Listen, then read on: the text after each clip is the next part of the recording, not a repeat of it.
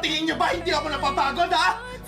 Hindi ko lang sinasabi pero pagod na ako!